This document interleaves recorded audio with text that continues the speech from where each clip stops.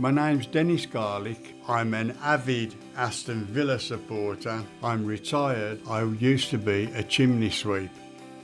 It was at a time when I was at a very low point in our life, me and my wife, Madeline. Other companies who I phoned up, I was just Joe Bloggs. With BOXT, against anybody else who I phoned up, they wanted to help me. They was spot on. They turned up at 8:30 the following morning asking for the jammy Dodgers. By 3 o'clock in the afternoon, the hot water was on, the shower was on, I couldn't get my wife out the shower. Just so amazed at what they'd done, how clean they was as well. They was nice guys, you could tell that they was nice guys. If I didn't understand anything, they'd say, let's help you out. They even set my phone because I didn't know how to do it. And it was just magic to me. I'd never seen anything like that before.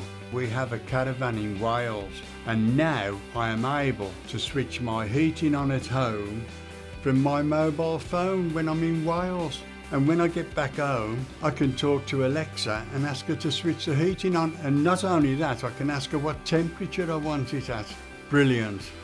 I hope, to anybody who's listening to this now, go for it. Don't worry, just get them there.